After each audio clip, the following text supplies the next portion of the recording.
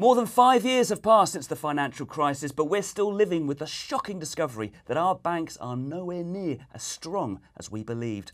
The sight of Northern Rock customers queuing to take their money out in 2007 and the huge taxpayer bailouts of Royal Bank of Scotland and Lloyds Banking Group in 2009 have scarred a generation of savers and investors.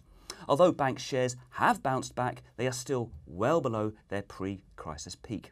That reflects the fact that we now know these supposedly solid high street institutions are in fact castles made of sand. Their business of taking deposits from one set of customers and lending it to another set of customers is inherently risky, although vital for the economy. So what's been done to reduce the risk of banks collapsing? In essence, banks have been told to greatly increase the amount of capital or assets they have supporting their business. The idea is banks' balance sheets should be like big sponges, able to mop up messes and absorb losses when things go wrong.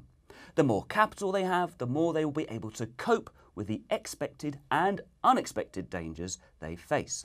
A new set of rules, known as Basel III, is being introduced. It's named after the Swiss city where an important international banking regulator is based. The Basel rules have 3 pillars or standards that banks have to satisfy. Pillar 1 sets out how much capital banks should have to meet obvious risks, such as borrowers not being able to repay their loans. Pillar 2 deals with other less obvious dangers, such as a fall in interest rates that would reduce the income banks receive. Pillar 3 sets out how banks should disclose key bits of information, such as the leverage ratio.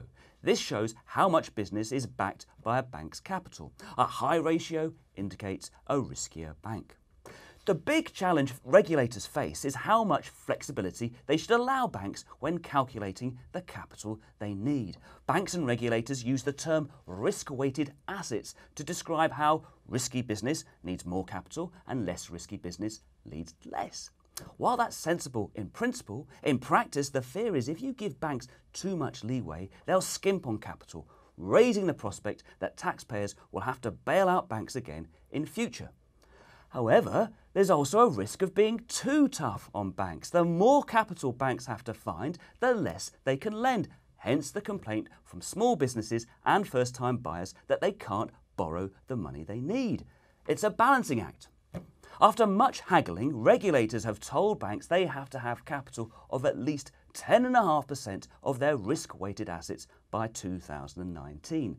They arrive at this by adding a 2.5% capital buffer to the Pillar 1 minimum requirements. Note that 7% of that 10.5% has to come from shareholders' capital or profits that banks have set aside. The point is that investors and banks should take a hit from their problems long before taxpayers are involved. Some banks will end up having to find a lot more than this. Discussions are underway for a counter-cyclical capital buffer, which sounds horrible but simply means that banks would be forced to find more capital when the economy slows down and borrowers struggle.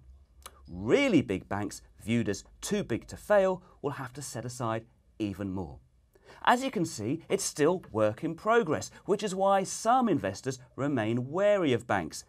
However, for everybody else, the good news is that while a bank failure can never be ruled out, it should be less likely in future.